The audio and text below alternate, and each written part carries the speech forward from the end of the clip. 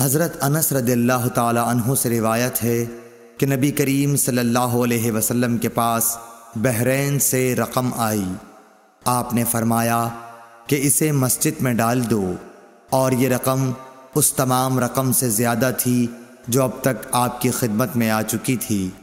پھر آپ نماز کے لیے تشریف لائے اور اس کی طرف کوئی توجہ نہیں فرمائی۔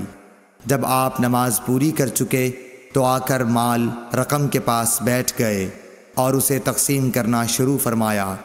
اس وقت جسے بھی آپ دیکھتے اسے عطا فرما دیتے۔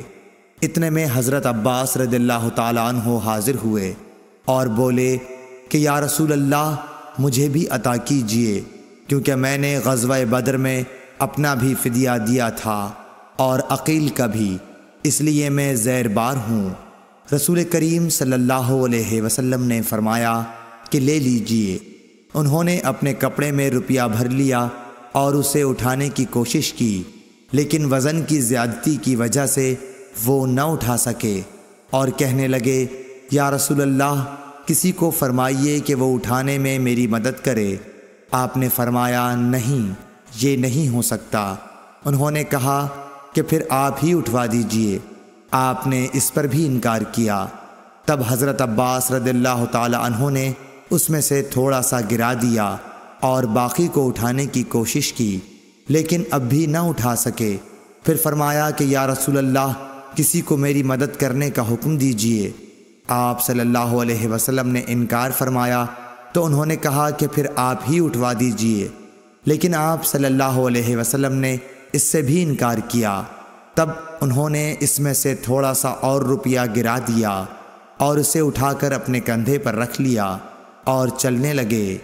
رسول اللہ صلی اللہ علیہ وسلم کو ان کے اس حرص پر اتنا تعجب ہوا کہ آپ اس وقت تک ان کی طرف دیکھتے رہے جب تک وہ ہماری نظروں سے غائب نہیں ہو گئے، اور آپ بھی وہاں سے اس وقت تک نہ اٹھے جب تک کہ ایک چونی بھی باقی رہی۔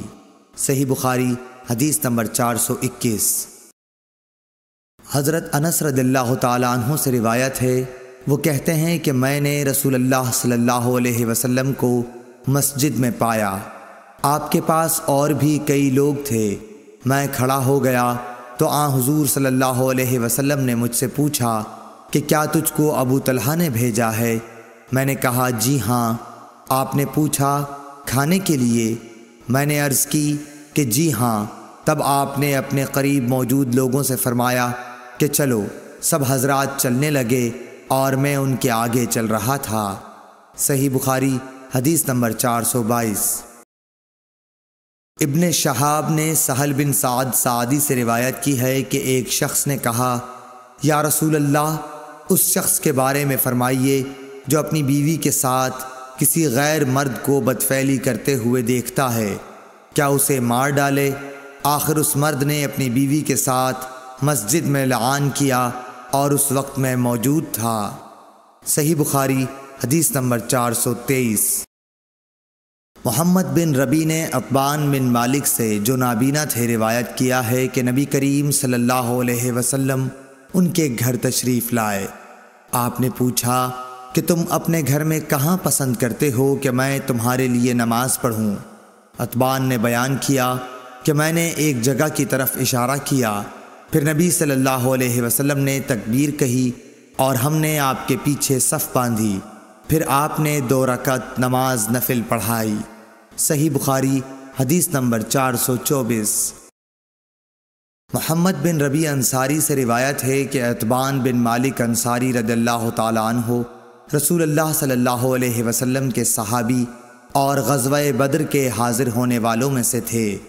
وہ نبی کریم صلی اللہ علیہ وسلم کی خدمت میں حاضر ہوئے اور کہا یا رسول اللہ صلی اللہ علیہ وسلم، میری بینائی میں کچھ فرق آ گیا ہے اور میں اپنی قوم کے لوگوں کو نماز پڑھایا کرتا ہوں، لیکن جب برسات کا موسم آتا ہے تو میرے اور میری قوم کے درمیان جو وادی ہے وہ بھر جاتی ہے اور بہنے لگ جاتی ہے، اور میں انہیں نماز پڑھانے کے لیے مسجد تک نہیں جا سکتا۔ یا رسول اللہ، میری خواہش ہے کہ آپ میرے گھر تشریف لائیں اور کسی جگہ نماز پڑھ دیں تاکہ میں اسے نماز پڑھنے کی جگہ بنا لوں۔ راوی نے کہا کہ رسول اللہ صلی اللہ علیہ وسلم نے اتبان سے فرمایا انشاءاللہ تعالی میں تمہاری اس خواہش کو پورا کروں گا۔ اتبان نے کہا کہ دوسرے دن رسول اللہ صلی اللہ علیہ وسلم اور ابو بکر صدیق رضی اللہ تعالی عنہ جب دن چڑھا تو دونوں تشریف لے آئے اور رسول اللہ صلی اللہ علیہ وسلم نے اندر آنے کی اجازت چاہی۔ میں نے اجازت دے دی۔ جب آپ گھر میں تشریف لائے تو بیٹھے بھی نہیں اور پوچھا کہ تم اپنے گھر کے کس حصے میں مجھ سے نماز پڑھنے کی خواہش رکھتے ہو؟ اتبان نے کہا کہ میں نے گھر میں ایک کونے کی طرف اشارہ کیا تو رسول اللہ صلی اللہ علیہ وسلم اس جگہ کھڑے ہوئے اور تکبیر کہی۔ ہم بھی آپ کے پیچھے کھڑے ہو گئے اور صف باندھی۔ پس آپ نے 2 رکعت نفل نماز پڑھائی، پھر سلام پھیرا۔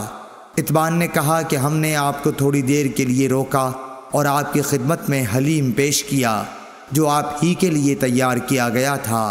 اتبان نے کہا کہ محلے والوں کا ایک مجمع گھر میں لگ گیا اور مجمع میں سے ایک شخص بولا کہ مالک بن دخشن یا یہ کہا ابن دخشن دکھائی نہیں دیتا۔ اس پر کسی دوسرے نے کہہ دیا کہ وہ تو منافق ہے جسے خدا اور رسول سے کوئی محبت نہیں۔ رسول اللہ صلی اللہ علیہ وسلم نے یہ سن کر فرمایا ایسا مت کہو، کیا تم دیکھتے نہیں کہ اس نے لا الہ الا اللہ کہا ہے اور اس سے مقصود خالص خدا کی رضامندی حاصل کرنا ہے؟ تب منافقت کا الزام لگانے والا بولا کہ اللہ اور اس کے رسول کو زیادہ علم ہے، ہم تو بظاہر اس کی توجیہات اور دوستی منافقوں ہی کے ساتھ دیکھتے ہیں۔ رسول اللہ صلی اللہ علیہ وسلم نے فرمایا کہ اللہ تعالیٰ نے لا الہ الا اللہ کہنے والے پر اگر اس کا مقصد خالص خدا کی رضا حاصل کرنا ہو دوزخ کی آگ حرام کر دی ہے۔